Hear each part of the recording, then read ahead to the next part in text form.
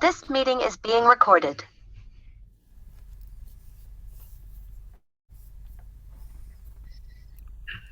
Great. Brandy, you'll let us know when everybody's in? Sure. We have Will that everyone be- that was in the waiting room in, so you can kick it off whenever Okay, you're ready. let's kick it off. I know we're probably going to have a few more folks joining us as they settle into their Zoom chairs for the afternoon. I want to thank everybody for joining us this afternoon. A little late afternoon webinar on Boots on the Ground, Volunteer Engagement and Opportunities in New Jersey's Trails. And we're happy to have you here. This program is part of an ongoing education series that we are creating, um, worked out of the New Jersey Trails Summit, which is now morphed into an action group looking to coordinate New Jersey trails. Our group name is the New Jersey Trails Action Network, and anybody can join. Right now, it's free. the the group is starting to organize and create bylaws and a structure for long-term commitment to advancing trails in New Jersey. But at this time, we're still gathering our forces together, and while we're doing that, we want to make sure that we're still dealing with emerging issues of trails management and extensions, as well as policy in the state of New Jersey. So we have some outstanding panelists going to be talking about their volunteer programs today, and feel free to leave questions in the chat for us. I know we have one in the chat now, and that's a connection with our New Jersey Trails Action Network.org website. So you can, if you're not already a member, you can jump right onto that. All right. So today we want to explore opportunities to get involved in the stewardship of our great trails in the Garden State. And if you manage a local trail, we'll also talk about best practices in running volunteer programs. So I'm sure we're going to have everyone from a local trails group to some of the larger trail organizations here to share their knowledge and experience. But everybody's experience is unique, more than likely, with the different types of trails we may be looking at, those being hiking trails, mountain biking trails, water trails, equestrian trails, ATV trails even, although I don't think we'll be representing that constituency tonight. So there are lots of expanding trail opportunities. Everybody should by this time know about the new Trails geodatabase that we are trying to incorporate a statewide trails database, so we can find out and know more about each one of our trails. By way of introduction, I'll tell you who I am. I'm Bill Fulch. I am the chair of the State Trails Council for we're advisory to the New Jersey Department of Environmental Protection, as well as the Department of Transportation. So we look and review for more than 40 years the trails and progress we're making on trails across the state. We do work with the Recreational Trails Grant Program when we've had opportunities to do so.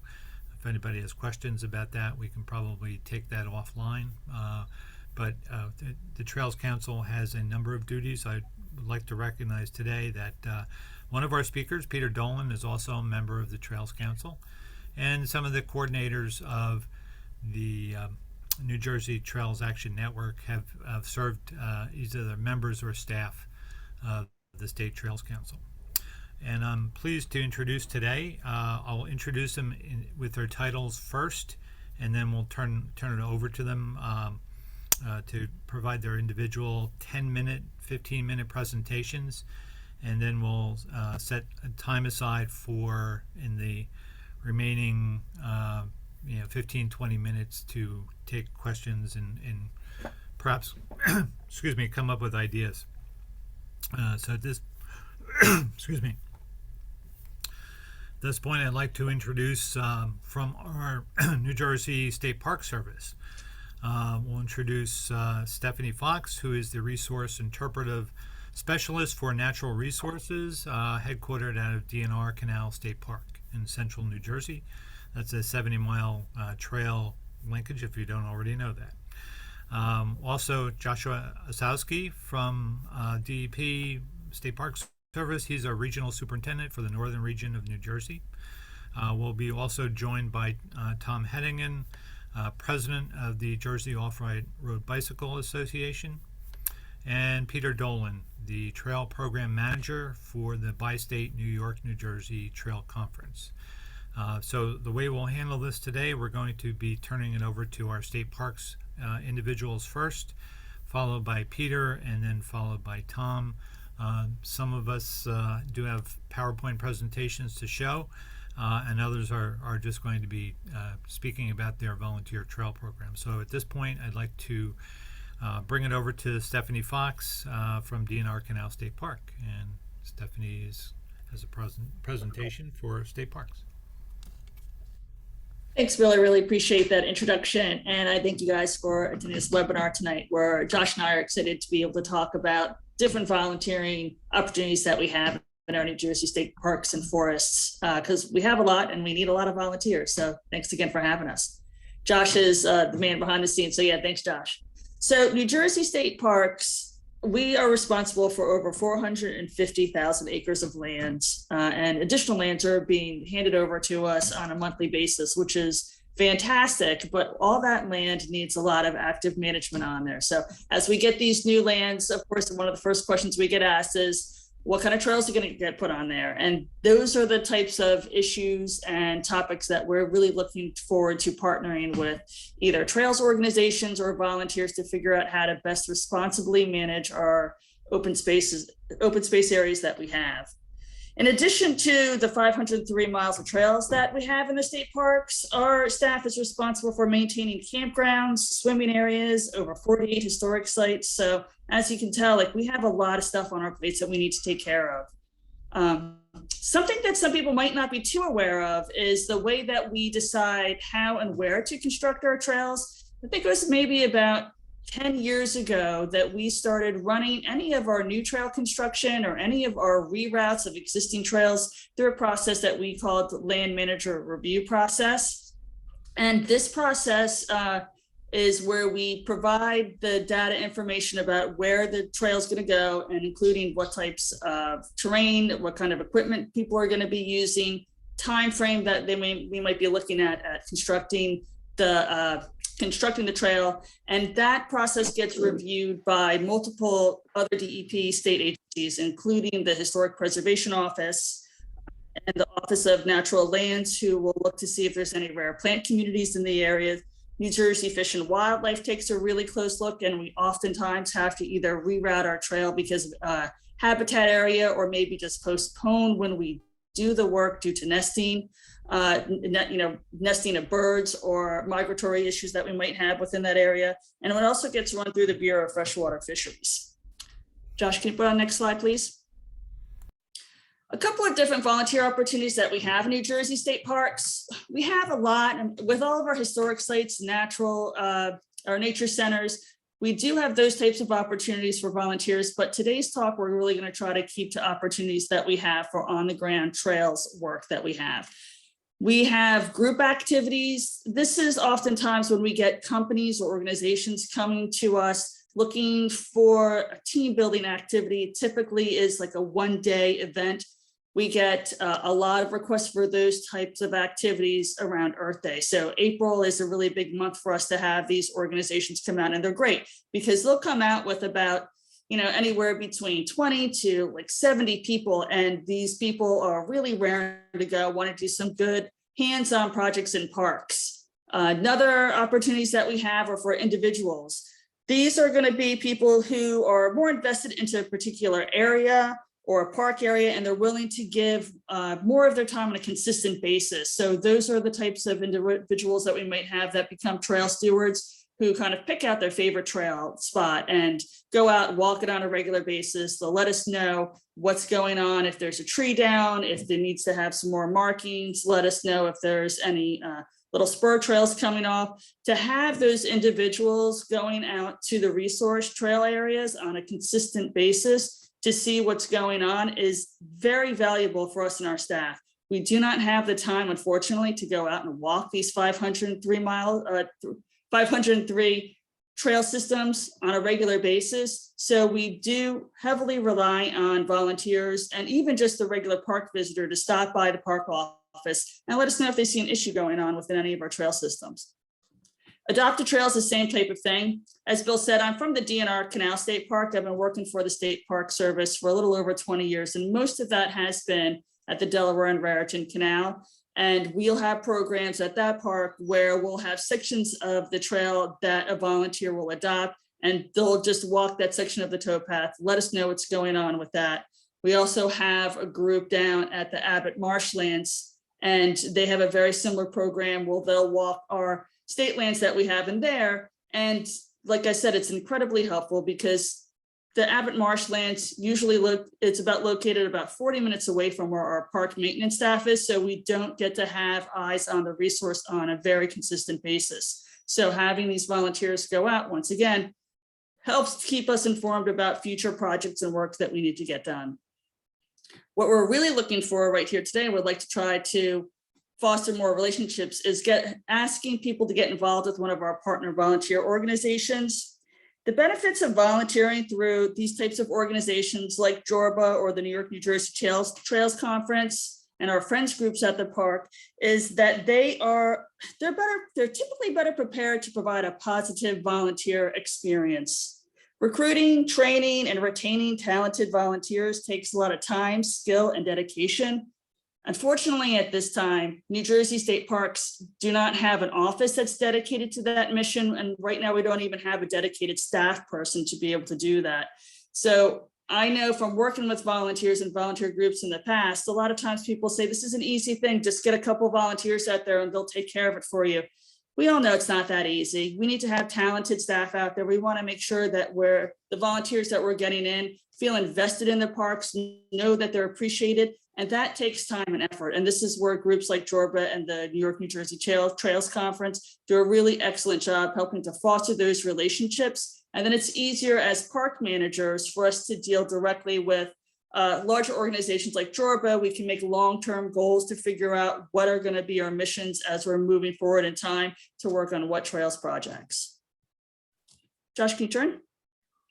For people who are just interested in seeing how to become New Jersey State Park volunteer, on our website, there's this link on here that you can click, and there is an option to either volunteer as an individual or for a group.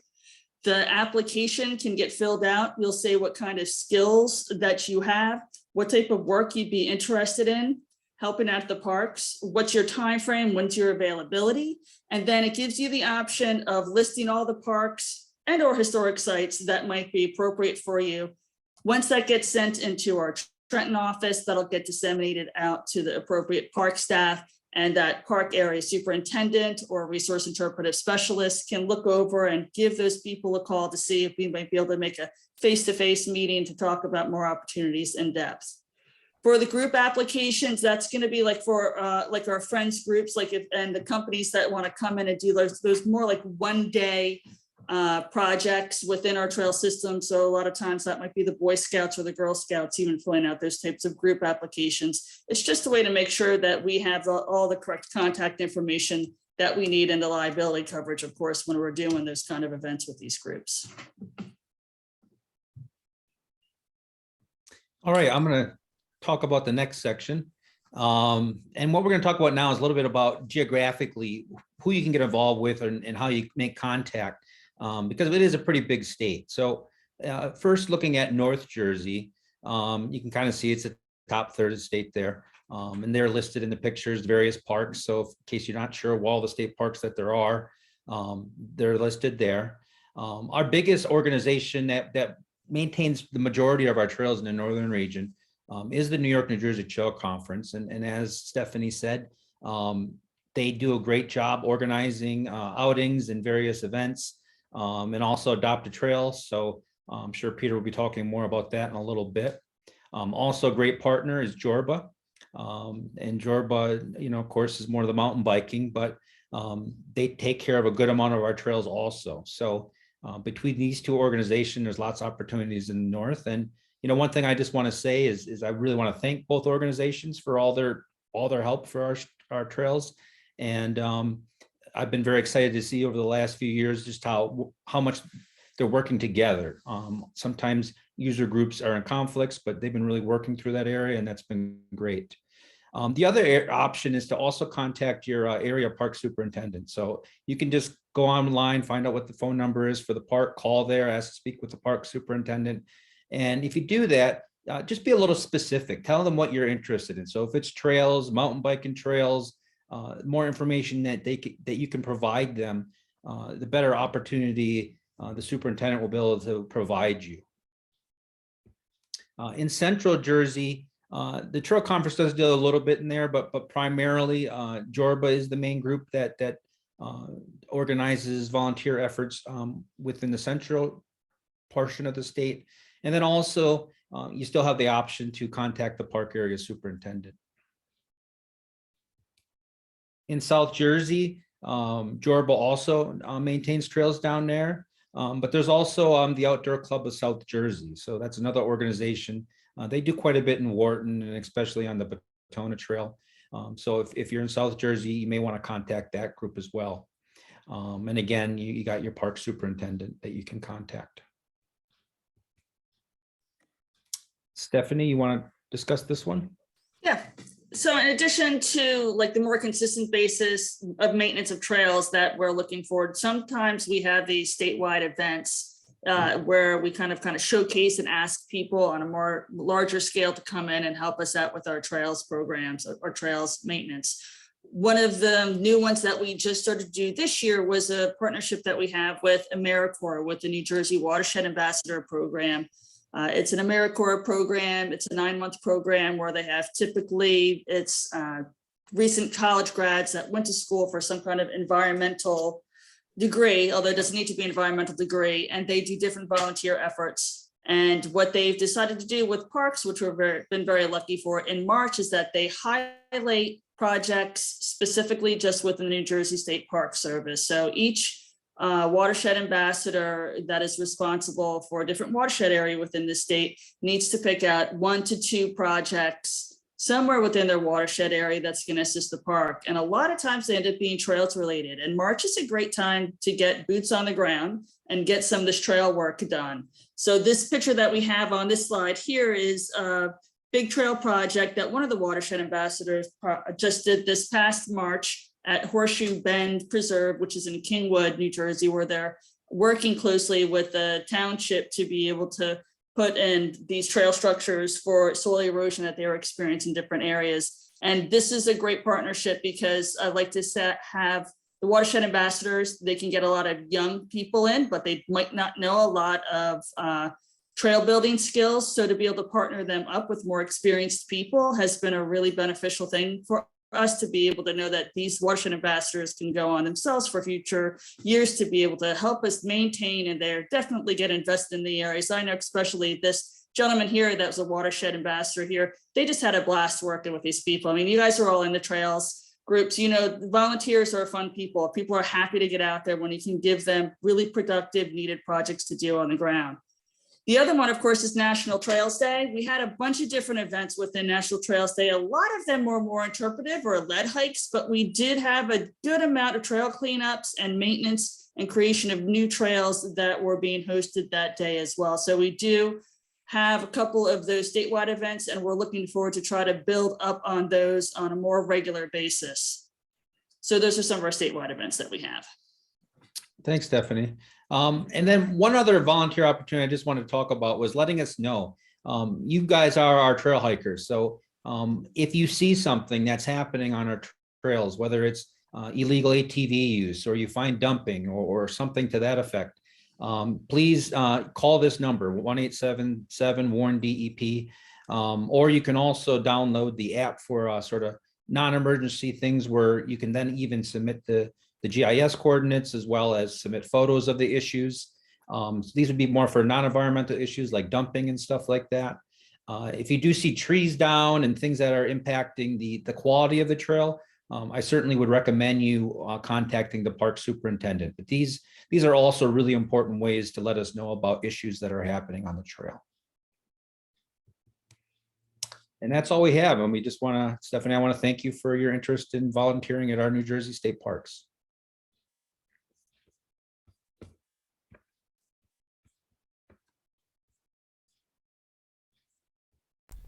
There, I'm unmuted. Thank you, Josh, and thank you, Stephanie.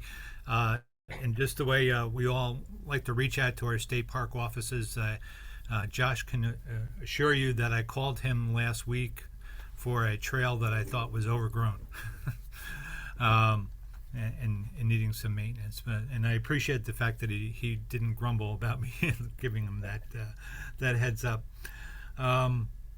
Two things before I want to ask a follow-up question too on this, but just want to mention on the chat, it is nice if you can sign in from where you're representing tonight on the chat, and we just put up a post on making sure that if you have questions for the speakers for consideration, that you enter those into the chat as well. So my question and follow-up to Stephanie and Josh, and I don't know if I missed it during the presentation, but in terms of training of individual volunteers, how much training would they receive to be able to go out and volunteer in a state park system?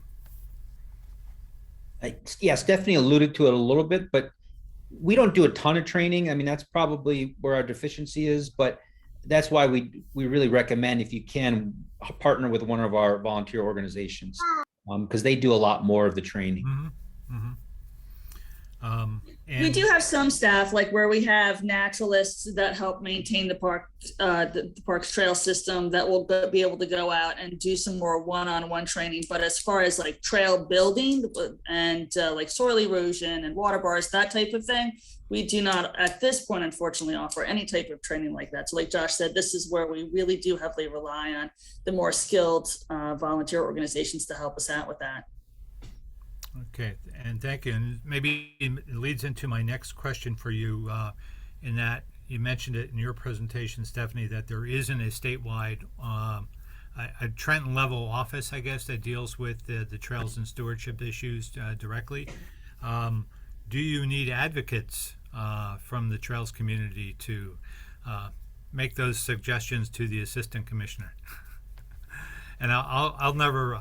We'll erase this part of the tape. You can talk with I'll try to make sure I say it directly, but bottom line is yes. I mean, we I don't think it's hard to say that we do need more help at parks to be able to have an active volunteer program. Mm-hmm. Does take time and dedication, and at this point, that's not one of the things that's really assigned to any staff member that we have within Parks and Forests. We all have a bunch of different hats that we are wearing. And right now, none of us have that specific statewide level volunteer hat on. That's not to say, like Josh was saying, like you contact your park superintendent, they're going to be open and willing and want to be able to make those connections. But looking at it on a larger statewide basis for our organization to maybe be able to get to the point where we could be offering more skill training, we're not at that level yet. Great. Thank you, Stephanie. Appreciate that. And Josh, thank you again for your presentation as well. If either of you might have a contact information for anyone from the Outdoor Club of South Jersey, if anybody has it, we can throw it into the chat. And that might be a helpful resource for those who are on with us today, particularly in that we have great work happening, particularly with hiking and mountain biking interest in the central northern New Jersey.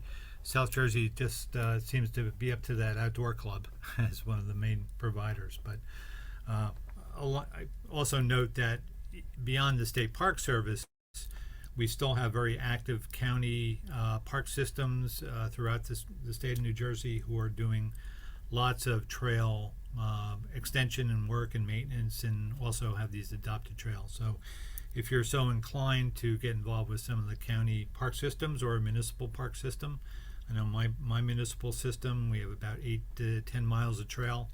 We're always looking for that key volunteer who can help us out. Now we'll move on in the presentation to our long-term staff member of the New York, New Jersey Trail Conference, the Trail Program Manager, Peter Dolan. Welcome, Peter. Thank you. I've finally, after 9 years, earned the long-term I'm giving you a long honorary there. Okay. Thank you. So I'll begin screen sharing now.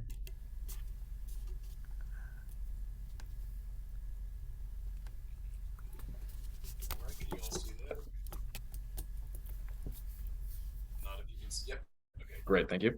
So my name is Peter Dolan. I'm the Trail Program Manager at the New York, New Jersey Trail Conference, and I've had the pleasure of meeting a lot of people in this group today. And some of you may know me for 7 years at the Trail Conference. I was the New Jersey Program Coordinator. So even though I'm now responsible for our program all the way up to Catskills and Albany, my heart really still is with the New Jersey part of the program.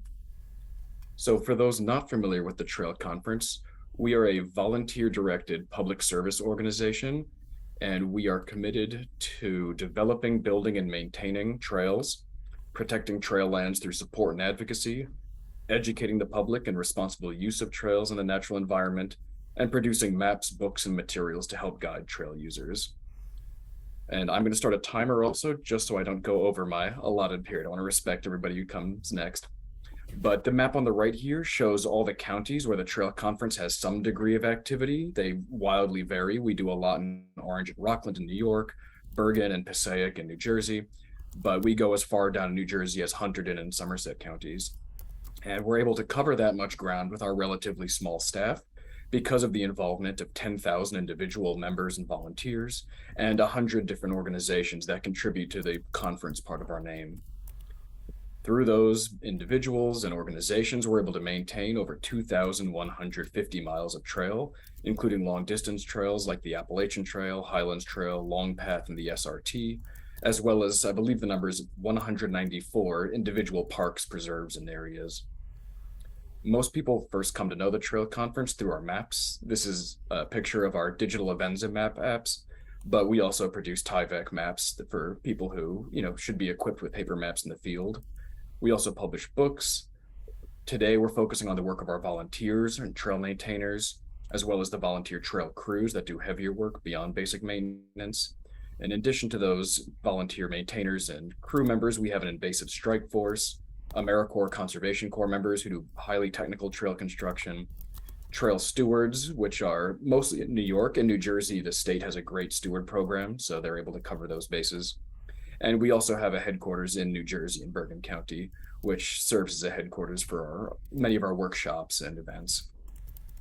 So we're going to first peek behind the curtain. This is not something we talk about much in presentations, but how we internally manage a volunteer structure that allows it to operate over such a broad territory. So here's a quick look at the pyramid of volunteer engagement in white here. The base of the pyramid, most of our volunteers are trail maintainers or crew members. Those volunteers report up to their respective trail supervisors or trail crew chiefs on the park level. And then all of that information is collected and reviewed and budgeted in an annual process by the local trail committee chair.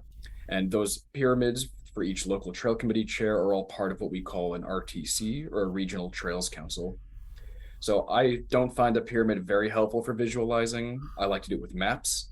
So this is the map from earlier showing our Trail Conference territory.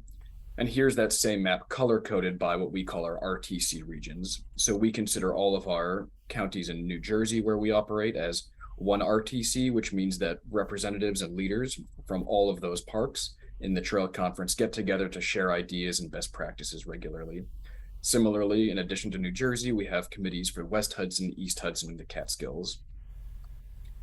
So here's where it gets nitty gritty. So for those of you who are here because you're interested in how to manage larger volunteer programs, this might be useful. I hope so, because it certainly is of no value to the average person who wants to plug in on a volunteer basis. So the colored blobs here show those local trail chair regions. So if we think of New Jersey as one RTC region for our organization, we have one person appointed to be the head essentially of each of these local trails committee regions. So they have names like Central North Jersey, North Jersey, things which, I will be totally frank, make no sense outside of the specific context. So I apologize for those of you who may be in the real Central Jersey looking at this map. But within each of those local trail chair regions, we generally have one supervisor who's a volunteer leader appointed to a specific park. And that supervisor is responsible for the care and feeding of all the trail maintainers who take care of the segments in their park. So hopefully this is a good way to visualize it. Trail maintainers reporting up to their park supervisor, who go to a local trail chair as their source of institutional knowledge. And then those trail chairs convene as that regional trails committee on generally a quarterly basis to share ideas and updates. From the public perspective, there are quite a few ways to get involved with the Trail Conference. The majority of our volunteers are trail maintainers. These are people who choose to adopt a section of trail, we call it. And then as part of that adoption, they patrol that section at bare minimum of twice a year. We really encourage more than that, especially after storm events or heavy growth seasons. They maintain and blaze those sections according to the standards of the park manager. They clear any obstructions within reason, so they're not running chainsaws, but small branches, things that get in the way. And they also serve to just informally educate hikers about trail use and how to be responsible as they go about their work. For jobs that are too heavy for an individual maintainer, we have various trail crews. Trail crews work in groups, and they generally have a core of returning volunteers, but we always welcome new people to join and learn from them. And they're responsible for the heavier trail work and projects, things like water bars, bridges, stone steps, blowdowns, the train sawyers, and these are the folks, these crew leaders, who would be speaking with the park superintendents and going through that land management review process that Stephanie talked about earlier. The Trail Conference supports these crews by going through an annual budget and planning process where we meet with each crew leader, talk about their needs, big projects, tools, repairs, PPE, and we get them what they need to continue the good work they're doing. We also rely heavily on trail leaders, which is something that not all groups that have a staff contingent, not all of them really empower trail leaders to make decisions. So that's the biggest thing I think that makes the Trail Conference unique, is that despite being large and having a central staff, we truly do delegate many of the decisions about park management to our volunteer leaders. Those leaders also produce annual budgets for their regions and draw those up in conjunction with Trail Conference staff meetings. They're the ones who we expect to represent the needs of their region directly in meetings with park partners and agencies. And they're responsible for administrative tasks like making sure reports are compiled and collected. So not only do we expect these volunteers to be trail builders and trail experts, but more importantly, we want them to be people who at least have some acquaintance with the ideas of diplomacy and negotiation. And that varies. You can't always get everything you want, but in a perfect world, we want these people who can show up, represent, discuss, and balance different ideas, needs, and collaborate with park partners. For people who aren't ready to jump in with one of those commitments, like an adoption or a leadership role, we have a series of workshops. I'll just pop the list up. This is a small sampling of the sort of trail university, we call it, workshops we run. Introduction to Trail Maintenance is the basic one, which we really want everybody who's going to adopt a trail to take, so they know how to properly clip, how to blaze, and how to maintain in a way that's harmonious with the rest of the trail network. But we also have invasive species strike forces, inventory and assessment, layout and design, and all sorts of more technical workshops that we offer. And for people who don't even want to go and learn a lot, they just want to show up, do a one-off work trip and get a feel for work, we have a living calendar of events on our website. And that shows, this was just screenshot today. So you can see the coming days we have tread construction and repair, work trips, stone work, all the way from Sterling, Harriman, up in the Catskills. And if you were to scroll down, you'd find many more opportunities across our region. The people who plug into these opportunities can be clubs, they can be corporate groups, as Stephanie talked about earlier with New Jersey DEP, taking corporate groups for projects. A lot of our leaders are people who are retired just because they have decades of experience on the ground, they know the parks, and they generally have more bandwidth to be involved, especially for those middle of the day park partner meetings. But we also have college students come out to do group activities, and we have both AmeriCorps members and crews with an AmeriCorps core that welcome casual and external volunteers to join and learn from them. And my personal favorite are running events where you see a mix of a little bit of everything, where a family is next to a retired person, next to a few college students. And I think that is the ideal of what we want our volunteer community to look like. So there are some strengths that come along with the Trail Conference model. And sitting down today to think of what are the 3 top strengths I could identify, I came up with first, our empowered volunteer leaders. Next, the partnerships that we engage with. And finally, the fact that we're lucky enough to have dedicated volunteer engagement staff. So empowered volunteer leaders, this is the main strength of the Trail Conference and what makes us distinct in many ways. Our trail program team consists of 3 program coordinators.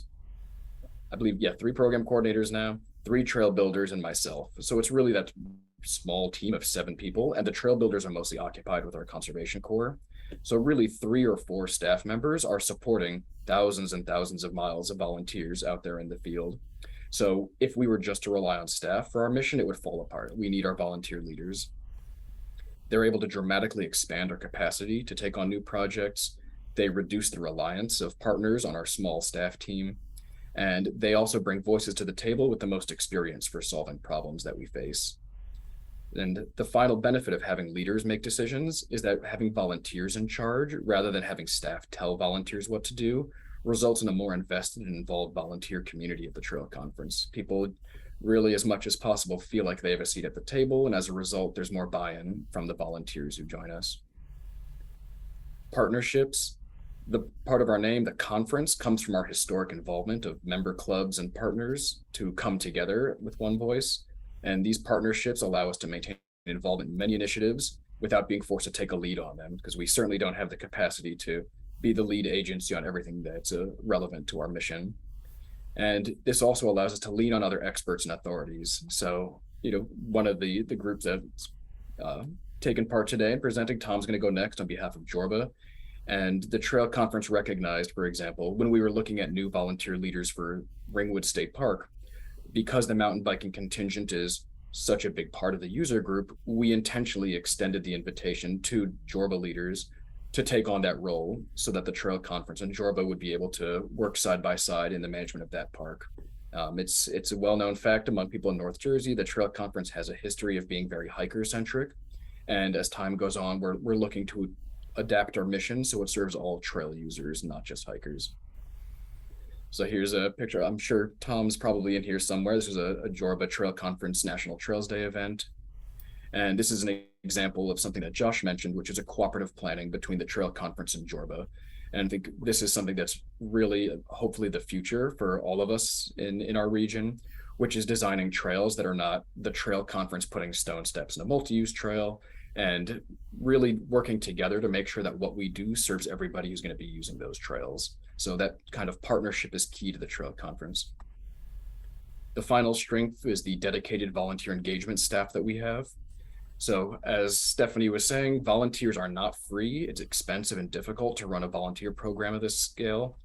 We have 2 dedicated folks in our volunteer engagement team, and that work includes managing our online databases, reporting systems, mass communications, all the things that go into running a volunteer program that's professional and runs as smoothly as you could hope.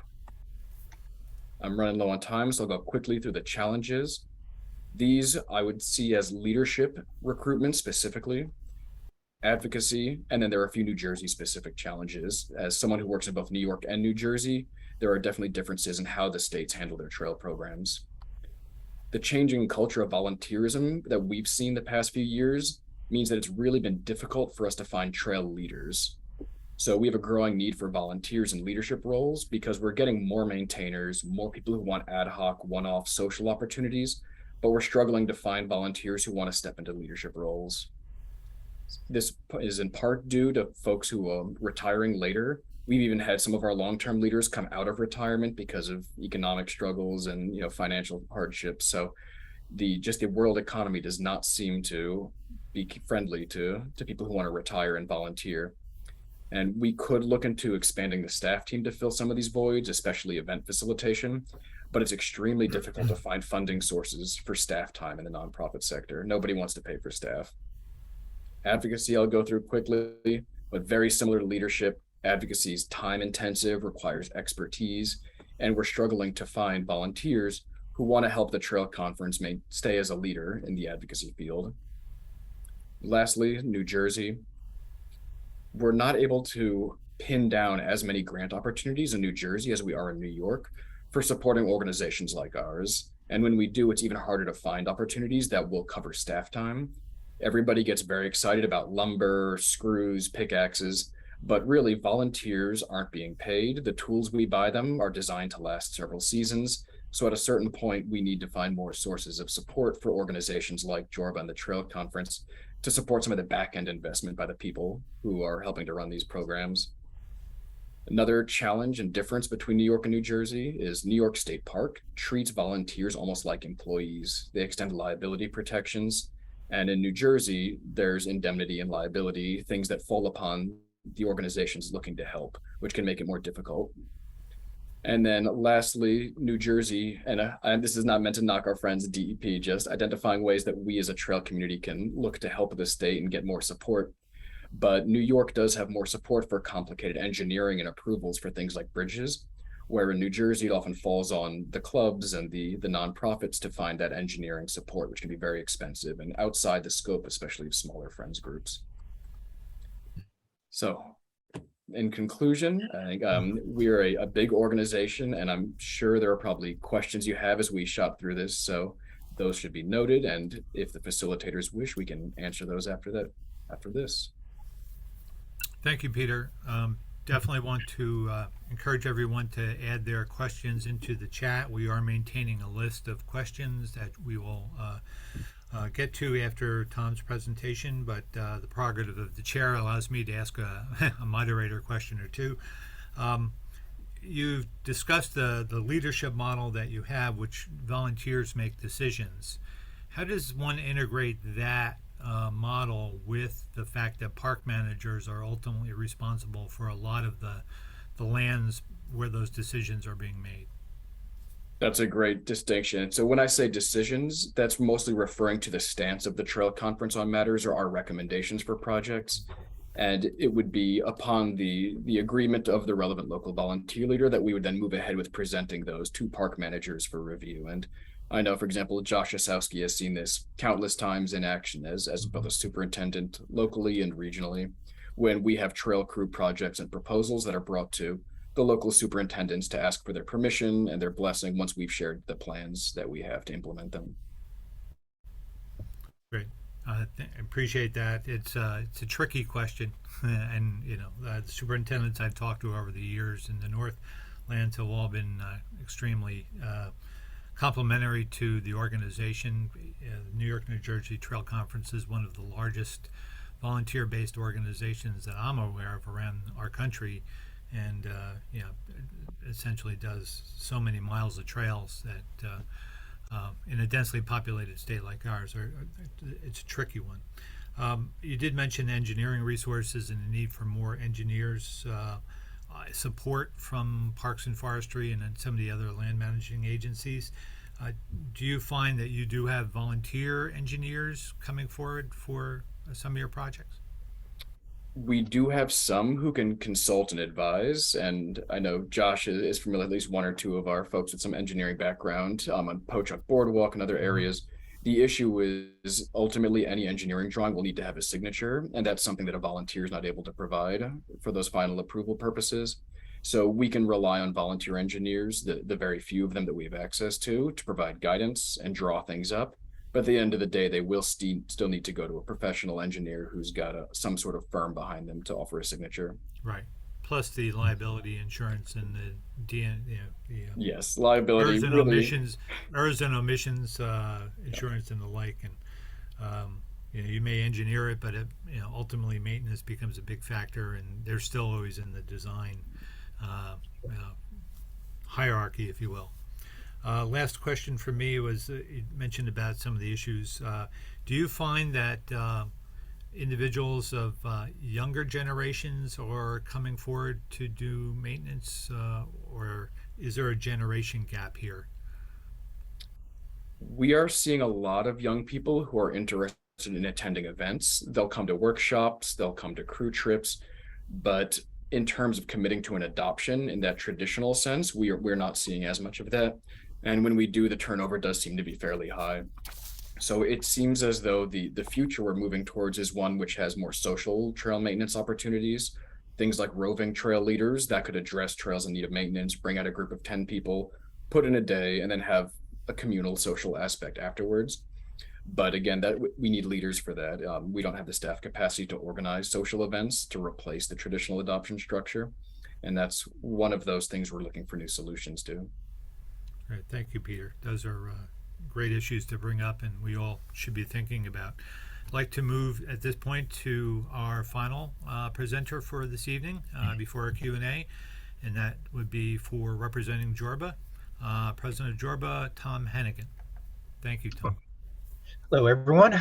I am here today, and I think I want to talk a little bit to you about the volunteer management from an operations perspective. So we are an organization that spans the whole state of New Jersey, and we're 100% volunteers and volunteer-driven at all levels of the organization. And I wanted to talk about how we got our work done in the past and how we're trying to move towards a better method of doing it, maybe not ready for do something like the New York, New Jersey Trail Conference has done. So usually how we've organized ourselves in the past is you have a local advocate that's very passionate about his local trails or his local trail network, and he wants to take care of them. And he may have reached out to the local land manager, or may just want to reach out to us and say he wants to start and build and maintain trails. That situation has repeated itself around the state tens and tens of times for us, perhaps not hundreds like that. So we wanted to arrange the way to organize these volunteers, make sure that they get in touch with the land manager and know that any work that gets done has to go through the land management and with the approval and blessing of the land manager to go there. So we have a bunch of these people that become liaisons between the local park, the land manager, and Jorba. And these people are generally called park reps in our prevalence.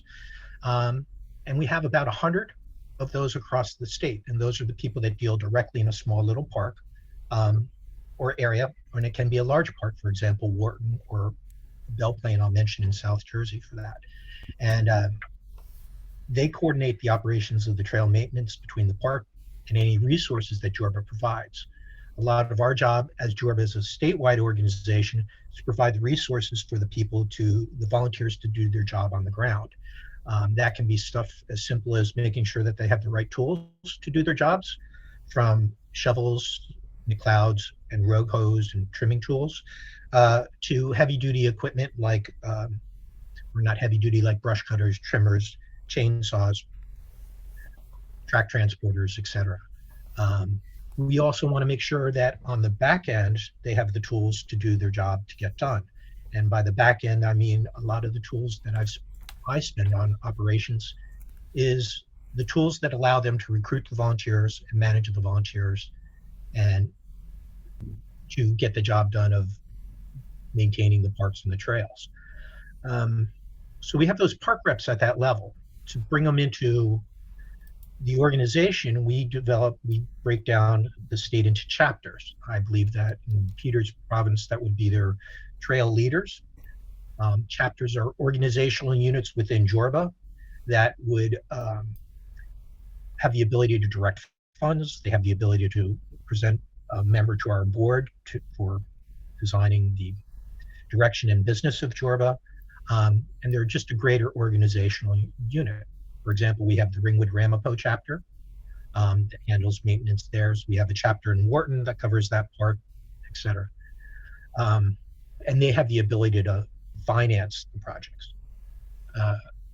As you can imagine, this is spread throughout the state over tens and hundreds of times. It can be rather unwieldy recruiting volunteers. And in the past, and I'm probably sure many people are still doing it right now, that volunteer will have a Facebook group, he will have a meetup group, he will have an Instagram account, he may have a MailChimp mailing list. And the problem that we had as an organization was you multiply all those individual silos and pictures of a volunteer, and we never know that the same guy is volunteering in Wharton is turning around and volunteering in Alara State Park. And we never knew if that person was a member, and we never knew if that person actually donated outside of that. So we are a little late to the game. In the last year, we installed City CRM, which is a nonprofit volunteer constituent relationship management organization. And we are trying to move slowly our group of volunteers into a more structured way of organizing and providing resources to contact these members and get a better way of recruiting them. So with City CRM, we actually installed an additional module called their volunteer management module. And that's how we've started to use to record log volunteer hours, record volunteers for particular projects or events, and manage the whole process that it comes out to it. So when it comes down now to organizing things, people can still have their own individual Facebook groups that they post to, their own individual email addresses that they post to, but we're trying to provide them with the tools and the one place where we can put everything together, so to speak. CiviCRM allows us to create volunteer events. So you can create an event up there. You can define what type of volunteer that you want. For example, if you wanted a trail maintenance volunteer to trim brushes, you could specify exactly that is. And you can specify the time frame in which he wants to work, whether it's fixed or it's roving, or for example, if you only need someone to go out on a particular trail and trim back the bushes, you can specify that it's an open-ended period, that you just want the bushes trimmed by the end of June to get that done. And people can sign up directly on those membership platform. The person in charge of it, usually the park rep, gets the information on that member. Communication can be done with SMS and emails directly to the members if you wanted to cancel for rain on the back end. And then when you actually came time to recording the volunteer hours, you can easily, since that person signed online, go in and record them as a no-show, or just add the hours right there as completed, and it totals up for however you prefer to do it. In the past, what we've done is we created a PAYDIRT program, which was initially trying to get more volunteers from the mountain biking racing community. They would get place points in the races for the number of hours they put in. And because we had to track their hours, we expanded the PAYDIRT program for all our volunteers to track their hours. So what we had in the past was all those tens of different park managers having a piece of paper where everyone wrote down someone's name and email address, the race category and division that they're in, recorded their hours, and then someone manually at the end of the month added up all those hours, and then another person manually took all that hours and put them into a spreadsheet. So literally we had tens and tens of spreadsheets, multiple spreadsheets on that, and then one spreadsheet that finally had all the hours sort of broken down. And our next evolution is to move away from those individual spreadsheets and to have everything into one place where we can just organize that all in one. So we are running a back end of WordPress site. The CiviCRM hooks directly onto the WordPress site, and it presents herself all through the website. So when it comes time for an event, for a trail building event, usually what the park rep will do is he can log into Jorba, and from there he can create an event. And if he wants to have volunteers, he can add volunteers to his event, add the description of what type of volunteers he wants, when he wants, and so on. Then it's published on our upcoming pages. In addition to that, he can put a web post on there, and depending on which categories he puts it on the post, it appears on the front page. It appears on the individual park page in Jorba. It appears on our individual volunteer page in Jorba by checking on those categories. Furthermore, we've been maintaining mailing lists. We break our mailing list down into individual parks or the areas of interest. So someone in South Jersey doesn't get notified of volunteer events going on in jungle habitat up in North Jersey. They subscribe right to the list that's there. Those lists are also usually signups on their individual park page, as well as on a big mailing list page that people can sign up for. So then it's a matter of templates are already made for those mailing lists. For example, there's an Alamucci mailing list. So today the park rep shoots me an email. He should be doing it, but I always wind up doing it somehow. Shoots me an email with that. I just copy and paste it into the template. One click, it goes out to all the people on the mailing list for Alamucci, and it's up on our page. So in a nutshell, we're working hard to get to the next level, from the individuals of having their own particular Facebook group, their own best buddies that show up on Tuesday afternoon and work the trail, to engaging into a wider group of people that are interested in helping out as far as we can go. we've kind of find out that there's at least two general types of volunteers that are out there, the sort of insiders, the park rep guys that are good, that you can count on day in and day out to show up for work. Those are your experienced crew. There's a small group of people, and they're the people that actually gets a lot of the work done. And then we reach out often for a public build, and a lot of times you have to look at the public build and managing a wide variety of volunteers that can range from little kids up to people that have never picked up the tool or done any trail work in the end. And that's more of a management hands-on with the volunteer, and it's more of a publicity type of thing and an introduction to what trail work's about in the organization and stuff like that. So we do take two approaches, and each volunteer chapter usually does two of those public outreaches of builds a day, and then almost weekly is their experienced crew building themselves or maintaining on that. If you like, I think I can share some screens and show you some back end stuff or some experience on how some people would go from our website to find out what they want to sign up for. And that's what I've got right now.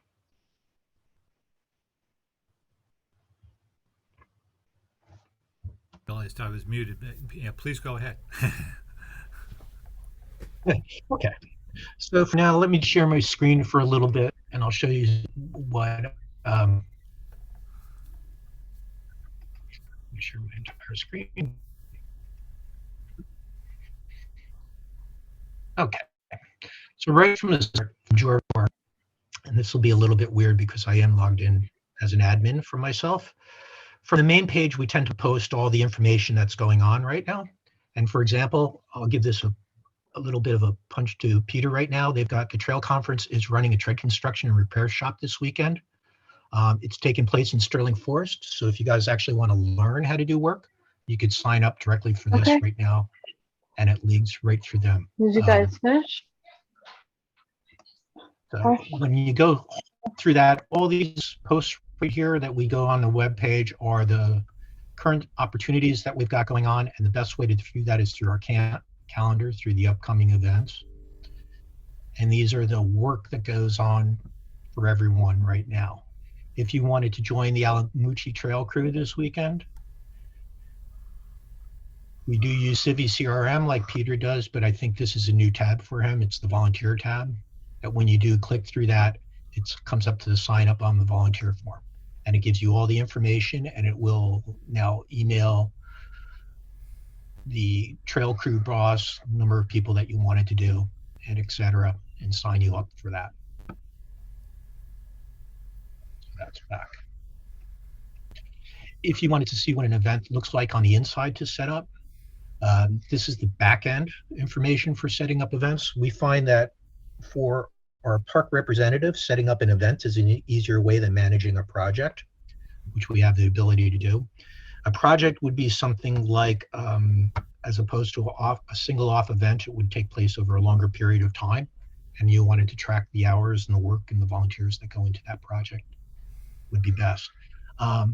This is a Ringwood's Dirty Thursdays. This is their weekly trail work. They're doing their Ringwood Ramapo reroute right now.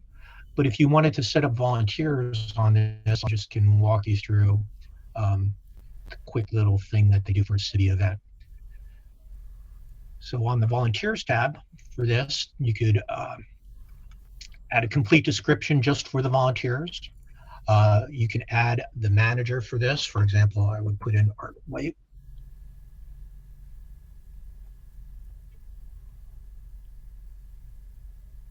Sorry. And then he would get the emails. And the beneficiaries are the people that get that. The trail reports get reported to. For example, I could put in our park superintendent. So when we run a report, it can show them all the trail hours that we've done on it for the beneficiaries. And then once you save the event, then you can define exactly what type of volunteer are you looking for. For most of us, it's a trail maintenance volunteer. But in the past, we have trail crew managers, trail crew leaders. And then for different events like our festival, we're looking for ticket takers and ride guides and stuff like that. So when you put the trail volunteer down, All you can do is can set a set shift. If you wanted, for example, this weekend was, say, the 25th on that, and you want to start at 8 o'clock in the morning, and then you want to work for 3 hours, they're done. And they can now sign up to work for that. And then any people you're on there, you can log the hours directly in that sign up. For example, you can also assign volunteers if you wanted to add someone to the list. Add myself up to the list and just put myself as a volunteer, and they would fill up the number of slots that you wanted if you wanted to limit those people that are on there. And then when it comes down to recording volunteer hours, your volunteers are already preloaded into here, and you can click the actual duration in minutes that you worked. And completed, scheduled, no show, get at it. Then you have all your volunteer reports that you can submit to both the land manager, your park, internally reporting, etc.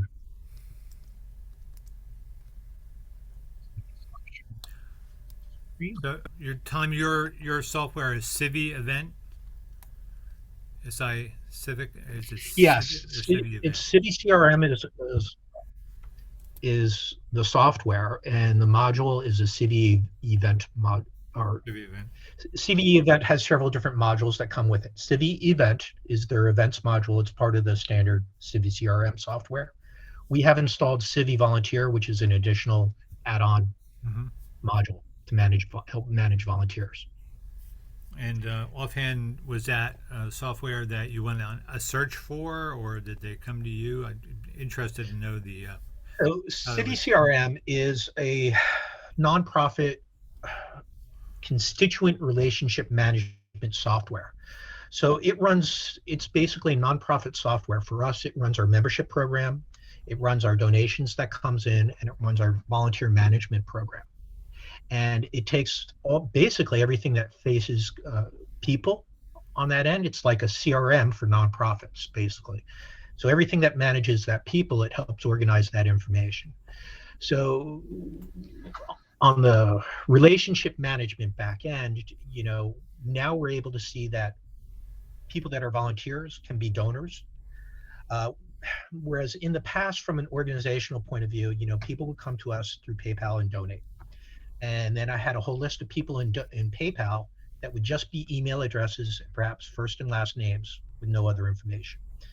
Then we'd have people that would show up on a trail build day whose name is written on a piece of paper that they did 7 hours for. And then we had people that became members of Jorba and supported us through an annual donation, which was a separate piece of software. We had no single view into who all these people were, no single way to contact, no good way to contact all the people, even if our park rep was studious about taking all those paper email addresses down from their sign-up sheet and adding them to his own little tiny letter URL or however mailing that he was doing. Most often we found it was just his group mailing list that he put together in Gmail or something. And we just had no good way to actually manage the process. So we're just a little bit past that kind of winging it, and we're starting to put all our stuff together and get it rolling pretty good. I still have a lot of park reps because they're all volunteers that are hesitant. They've done it this way and they have no interest in doing the new stuff the new way. And that's why I step in and try to do a lot to help them on the back end. We often try to set up the idea between park leads are often the people that are the boots on the ground trail volunteers, and the chapter leads come to play more of an organizational role in Jorba, and they can do some of that stuff. We tend to split the duties among the volunteers that way as well. Right. Tom, just maybe a follow-up question real quick. It does appear that not only your organization, but obviously New York, New Jersey Trail Conference are investing in technology to make communications easier and kudos to that, to try to organize these core groups of volunteers, donors, and the like. It sounds like you have a really good system for Jorba in place. I did want to go back to the question I asked Peter, and also asked it to you. Are you seeing generational issues? Perhaps are you on the reverse of some of the? I mean, there are a lot of retired people with New York, New Jersey Trail Conference. Do you see that continuing in terms of volunteering, or are you looking at a different group of volunteers? So I don't think we're looking at a different group of volunteers, but I think this is common to, I would hazard to guess that this is common to all volunteer organizations. And it's been my observation that it relates more to a stage of life that people are in and how much time you have for something. Because, you know, we tend to look for adults. We do want unaccompanied minors there, and we have a good reach out for minors. But when people have a different period of life, a lot of times they go in and they can be starting new families and starting their careers, and they're very busy. And time for volunteering is not that time of their life. You know, when they're raising families and having kids and having volunteers. With mountain biking in particular in New Jersey, as the children get older, a lot of times their family will introduce them to the sport, or the children will be introduced to the sport through something like the New Jersey Interscholastic Cycling League, which is a junior high through high school cycling league for students. So the involvement of the student athletes and the families as far as trail building and trail maintenance goes has actually exploded with the growth of that league in New Jersey for us. So we do see a lot of what I would say is young volunteers coming out in that age group, where it's a parent and a child from middle school to high school. And that's been good for us. And then again, when you just sort of age into the core of what the volunteers are, yes, you are aging out of it where the family and the career seems to be more set, and the kids are on their way to college or out of college. And then that person that's a mountain biker in the family finds out he has more time to ride and more time to get back to volunteering, and we pick up our volunteers again. So does that help answer your question, Bill? It does. I think it's interesting to see the generational nature of how volunteers are coming to these programs. That's a lot about how we recruit, and our focus is for how we may want to recruit into our own trails programs. So I appreciate that. I think we're running tight on time, so I did want to give an opportunity to move to the questions. Tom, anything else for the evening, or we'll just go to questions? Feel free to reach out if you need. Okay. My contact should be in the. Tom, thank you for that presentation. Very, very informative.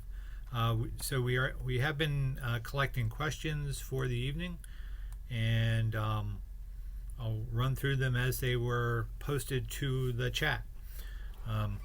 First one: will there be a need for volunteers to help with the maintenance work once the wildfire has run its course in Wharton State Forest?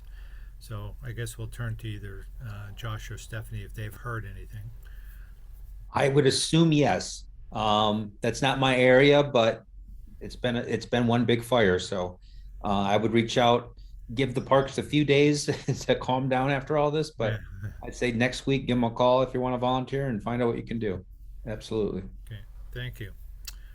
Second question: does anyone know of states that do a great job of coordinating volunteers that New Jersey might be able to learn from?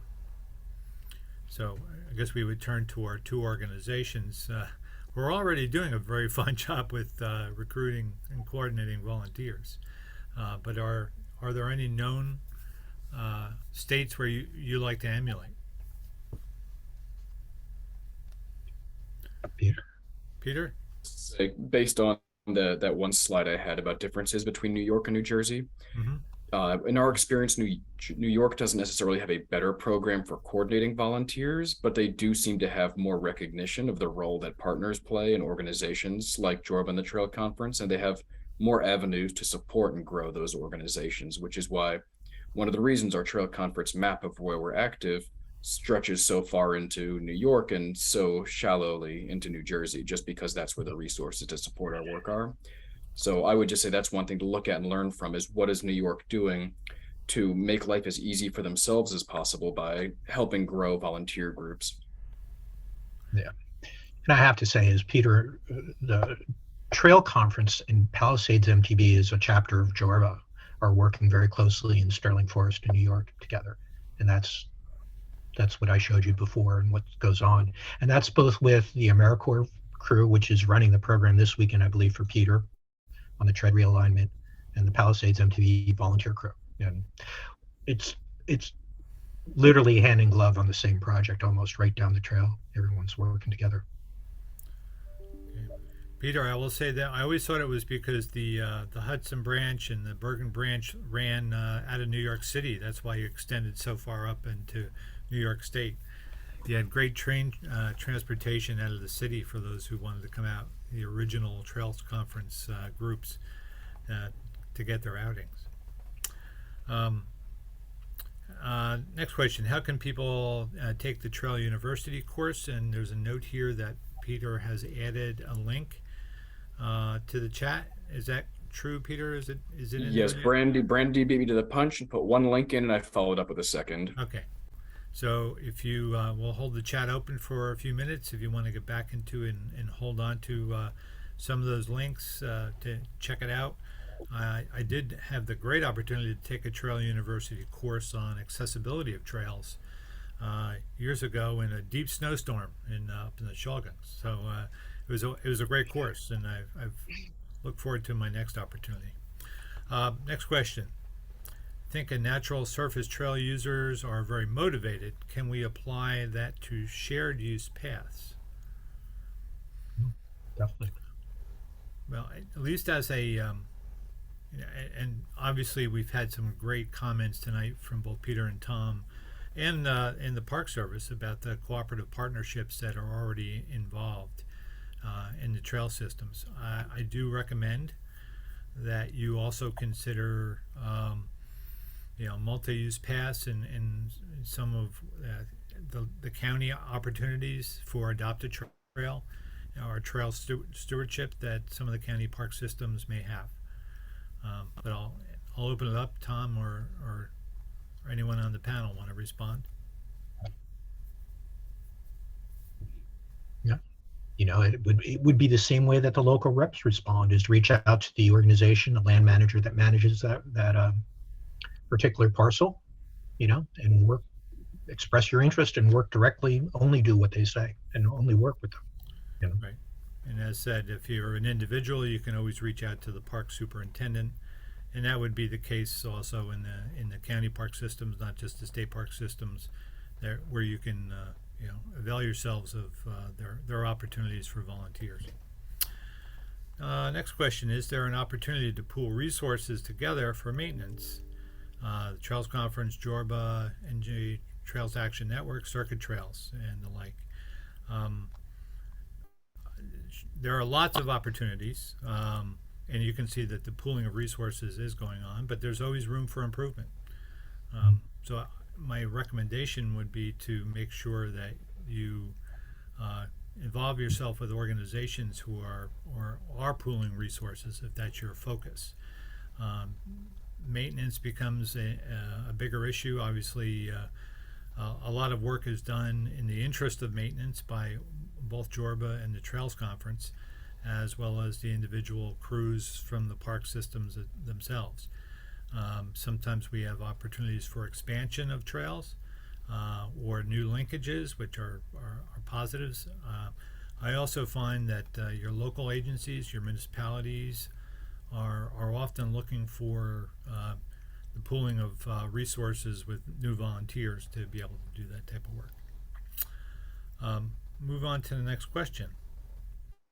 Does the Trail Conference seek grant funding as transportation initiative? Read that again. Does the Trail Conference seek grant funding as transportation initiatives as opposed to parks and recreation? And I note Peter put in here 95% of the work is maintaining status quo rather than major new infrastructure projects. Peter, do you want to respond directly to that question? Sure, absolutely. We've definitely looked at a lot of these opportunities coming out, and we have a strange Goldilocks problem at the Trail Conference, where often the work we do, because of our reliance on volunteers to get work done, the costs are relatively low. We have material costs, and then increasingly there are costs for permits and engineering. But often we find ourselves falling below the threshold for a lot of these larger grant opportunities, but we're still incurring too many costs to just rely on membership dues and donations. So we have that, I call it the Goldilocks problem, where projects are too big for donations, but too small to be considered infrastructure projects. And also just because a lot of the nature of our work is maintenance and repair. And I know Tom knows we've been looking at projects where a lot of the trails the Trail Conference maintains are not sustainably designed. They were never built properly to begin with. And we'd much rather focus on improving what's there than building new things. And we're also just not equipped to do a lot of the larger infrastructure, shared use, or rail trail projects. So we find ourselves in a tough position where most of our support we need is for that back end volunteer management, so we can keep doing what needs to be done, not big shiny new initiatives that people want to fund. So the answer is yes, we look into them, but it has been difficult to find good matches for our needs. Yeah, a perusal of the press would be able to probably uncover a couple of major transportation related initiatives, the Bergen-Hudson trail systems, these that are being proposed as for future are going to rely extensively through transportation funding in order to make them a reality. And you can probably link on to one of those groups to be able to provide some additional assistance and push for them to do so. These are very expensive projects, as Peter has noted. We have found in the last 12 to 15 years, the environment of the Department of Transportation has shifted, probably over the last 25 years, if longer, from one that is more originally transportation focused on their projects to a current status that will take a very hard look at the opportunity for pathways, trailways, and the like being incorporated into transportation projects. New bridges. Bayonne Bridge, I think, is a great example of advocacy from the DOT and other groups to open a pedestrian and bicycle opportunity in an urban area to connect two urban communities. So that's why I think we're going to see a lot of that infrastructure money focused. Also, in terms of equity over the years, being able to get from urban areas with good transportation and bicycle and pedestrian transportation to community parks and regional park systems is something that's going to be very much focused on using those transportation dollars. Again, I think the real baseline there will be with the county planning departments and the county park systems, who may have to manage those systems once they're in place. But I would certainly look to your county level structures as an area to continue to advocate for more transportation money usage. And before we finish for tonight, I'll talk a little bit about the trails, recreational trails program, with hopefully not getting myself in too much trouble for doing so. Move on to the next question. And this is a great one for both all the groups. How do you recognize your volunteers? So I'm going to start with State Park Service. How do you recognize your volunteers? So we have a couple of ways. Probably the biggest way we do it is our superintendents go out and meet with the volunteers, speak with the groups, and we do whatever we can for our volunteer organizations, even though we do put hurdles up at times because of our rules and laws. But we try to do that, and we really do appreciate all the hard work that they do. The other way we do it is we do also have an awards ceremony that we try to do every year, that we also recognize people for their efforts. Okay. Peter. Like Josh was saying, we do have a volunteer recognition event that we run annually. Unfortunately, it's been virtual lately, as we're all familiar with, and those don't quite have the same oomph and feeling of gratitude as filling someone's belly with food. But we hope to return to in-person events soon. And this is one thing I think the Trail Conference is not doing a great job, if I may speak honestly. No one else is here from my organization to correct me, but I think we need to do a better job of recognizing people and having patches and not relying on people to volunteer just for love of the work, but find ways to reward that with a little more, whether it's patches, decals, stickers, but people do love those things. We already provide annual t-shirts to all of our volunteers. So that's one thing we currently do. And we have a history of providing patches for maintainers who have 5, 10, 15 years of service. But I think we're at a point where we want to really look at how we reward people and recognize those long-term volunteers and step it up even further. Well, I will say, Peter, that you look very snazzy in your AmeriCorps jacket with all the patches on it in an earlier version of you. So Tom Hennigan, how do you recognize through Jorba? I also have to say is we don't do a good enough job doing that as well. We've had that. We've kicked around the idea of putting pay and pay dirt with swag, basically thrown out to people. We have usually when we do the public kind of build days that are a little more outreach than the standard trail crew stuff, we usually try to involve an industry sponsor like Shimano or somebody like that, and buy pizza, and we'll set up the tent and serve people food and stuff afterwards. When we know we can draw a good crowd, for example, on the National Trails Day recently, you set up the Jorba tent, buy half a dozen pizzas for everyone, and take care of them. But there's more we should be doing. Okay, I need a volunteer to run that though. Yes, and that's always probably one of the reasons we don't do enough of it, because you're spreading your volunteers to do the work, and the recognition sort of comes as a side. And I think that's words to the wise for all of us and all the trails and advocacy groups here today. Maybe a little internal look at your recognition procedures. Next question, are any groups working with people with mobility challenges or suppliers of adaptive equipment? Yeah. Yes, I am. Okay. So you want to expand on that? We're actually right in the middle of building New Jersey's first adaptive mountain bike trail. It's part of a joint project that we started with Peter Dolan in Tapawingo. That's connecting Long Pond Iron Works and Northern Green State Forest. So the first section was a reroute around the existing Hewitt Butler hiking trail that was unsustainable fall line approach. And as we were figuring out the best way around it, we were brought in a professional trail building company to look at building the reroute. And with some discussion of the professional trail building company, if you know mountain bikers, we love to have these nice big swooping turns to go down, and we don't like steps.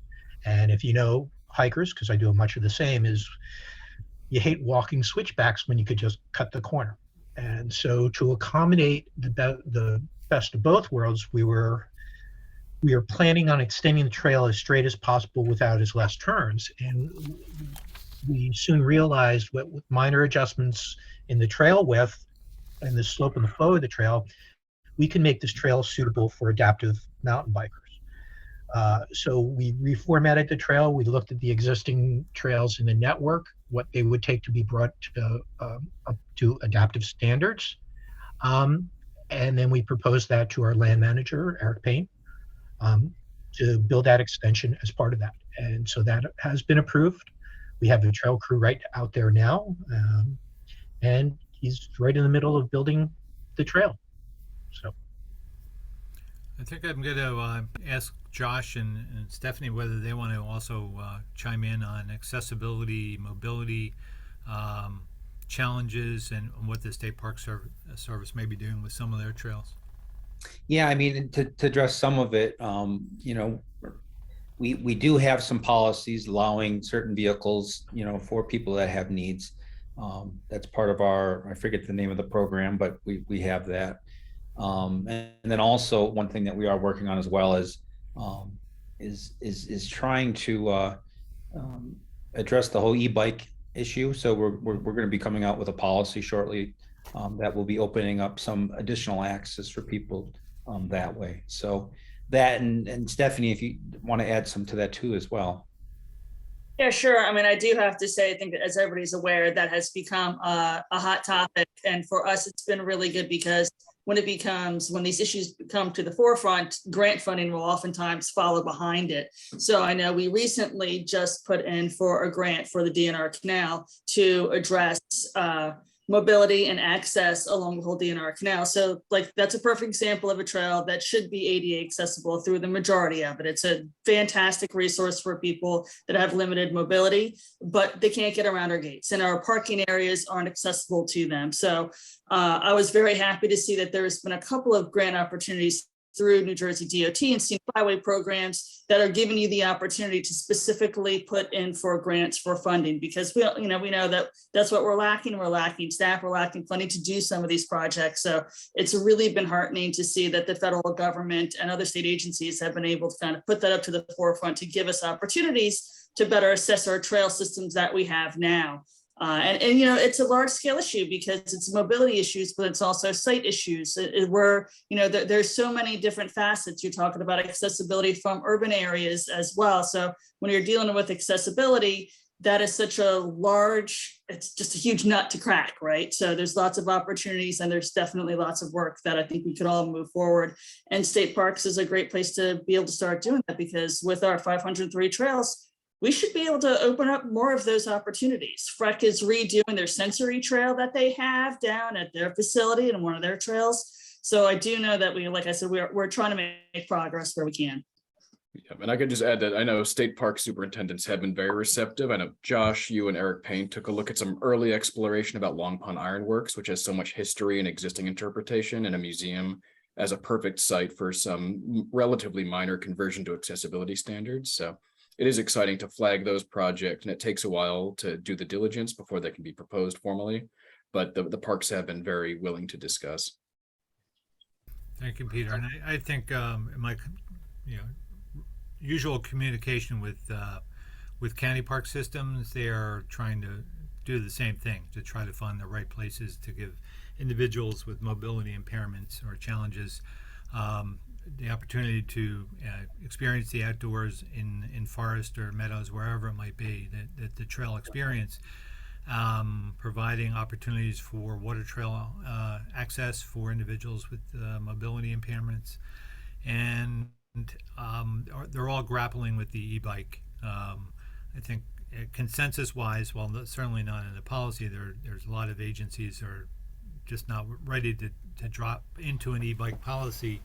But it seems like the class ones are becoming more and more acceptable as a good mobility, if you will, enhancement to the individuals who may be having challenges riding bicycles or getting into the woods. The class twos and the class threes are certainly probably shouldn't be in our trail systems and open space areas yet, but that's probably more of an editorial opinion for me than it is known fact. So I'll preface that. There was one more question that I didn't want anybody's question to be overlooked, but in the interest of time, we're not going to dive into it to any great degree. And that was the question: is there any progress in Union County, New Jersey? And that probably is focused on the issue of not being able to accommodate mountain biking and multi-use trails within the Watchung Reservation.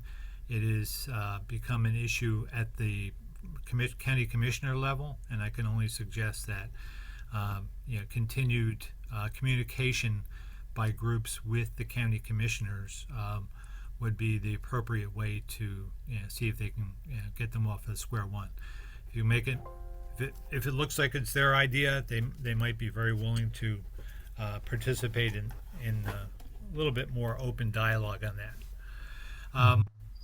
I did want to mention very quickly in wrap up, the Trails Council and the New Jersey Trails Office administers the Recreational Trails Fund program.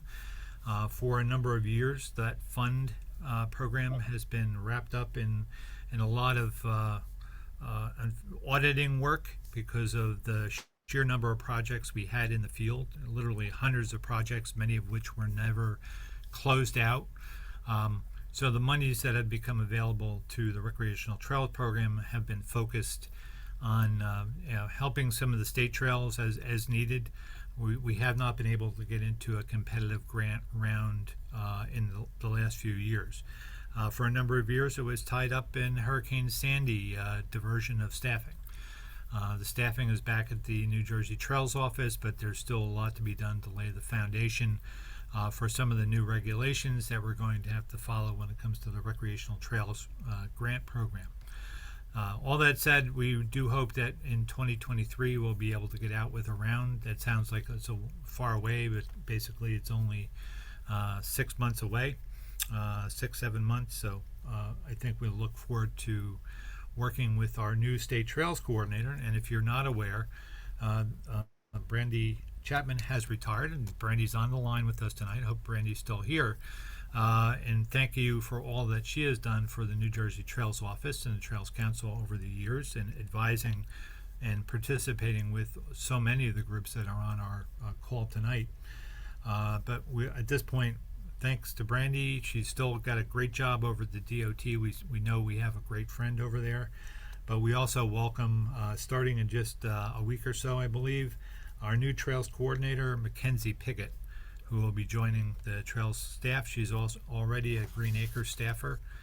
The Trails Council and the Trails Coordinator's office is now with a commissioner located in the DEP main offices, so it is split away from the Natural and the Historic Resources group, but they're still very active, and they will be pursuing Green Acres grants this year, which are always available and open for trails projects. And hopefully we'll be looking forward to the Recreational Trails Program Fund grants being restored for competitive grant processes. And I think that wraps up our time for sure. We don't want to hold you. We promised you an hour and a half. I want to again thank our speakers, Stephanie Fox, Josh Osowski, Tom Hennigan, Peter Dolan, for all their comments and work tonight and great ideas. We covered most of the topics that we had hoped to. We may need to talk a little in the future, maybe in another webinar, about what the responsible trail user may look like, and the linkages to some of the initiatives going on to assist the DEP with the Save Our Parks campaign initiative. So look for more of that in the future. Again, on behalf of the New Jersey Trails Action Network, we thank everybody for being here today. I don't know if we can leave this open for a few more minutes so people can get through the chat, and just leave it open to any final comments from any of our speakers. Peter, Tom, Josh, Steph. Thank you. Good night. Yeah, just thank you all. All right. And if you have the time, volunteer for trail maintenance. If you have the opportunity in your organization, create a trail maintenance organization. The more trails we have, look for the New Jersey Trails geodatabase to provide not only the first line information that we've put out in 2022, but improvements and more information about New Jersey's trails in the next year, because the data is still flowing into the State Park Service office, and shout out to New Jersey Conservation Foundation for their work in that program as well. In our state GIS office, participating in that very dramatically. And those of you who have, like, I know New York, New Jersey Trail Conference put a lot of their mapping in there, so I'm sure that was all donated, and we thank them for that. Again, thank you all for coming tonight, and we'll see you on the next webinar. Thanks.